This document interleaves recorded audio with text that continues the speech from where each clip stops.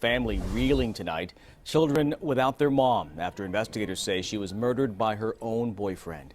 Tonight, family members wonder where will the children left behind go from here. CBS 13's Marissa Perlman is along the Sacramento River tonight learning more about this woman and her boyfriend's troubled past. The crash happened just on the other side of the Sacramento River here on Monday. A witness saw the crash and ran over to help, saving the 4 young kids and the woman's boyfriend partially submerged inside the car. Tonight we're learning the suspected shooter already had a run-in with the law. Carly's family members didn't want to speak on camera, but tell us Carly's kids are now left without parents. What will happen to them now is still up in the air. Left without a mother who friends say dedicated her life to her kids. They motivated her, they uplifted her. She's 4'11" and have a heart of a giant.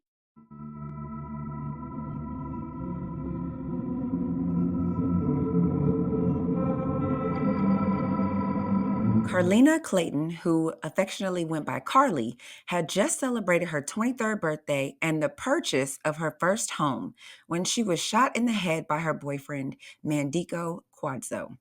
The shooting took place in front of the couple's 4 small children.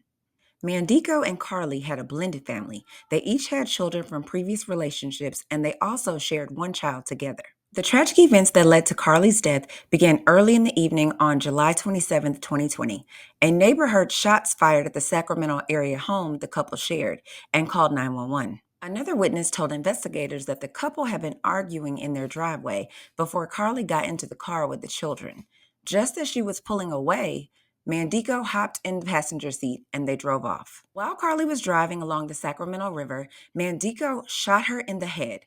After she was shot, the car began to veer off the road and plunged into the water, trapping the couple's children inside. The children were ages 2 to 6 at the time and were sitting in the back seat.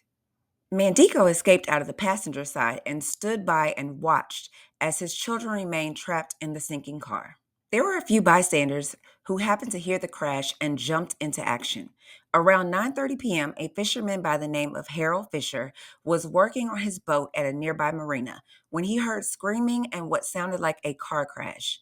He and a friend hopped into a boat and raced toward the car's taillights, which were sticking out of the water. When the men arrived at the scene, they said they went right up to the car and opened the passenger door. When they did, they saw a little face look up at them, and Harold said he just melted. It was intense.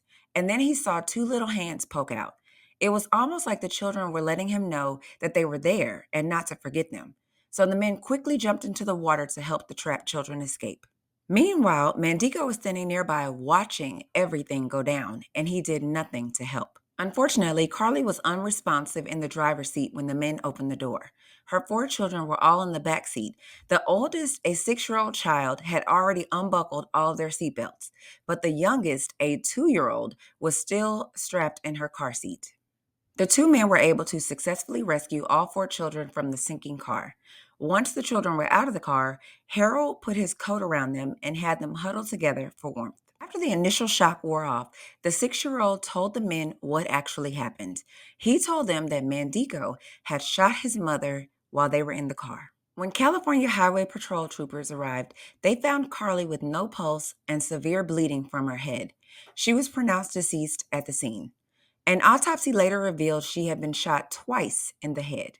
On July 24, 2024, a jury in Sacramento County found Mandico guilty of first-degree murder, using a firearm in the commission of a felony, and being a felon in possession of a firearm. He is scheduled for a sentencing hearing on September 6th and faces a maximum of 53 years to life in a state correctional facility.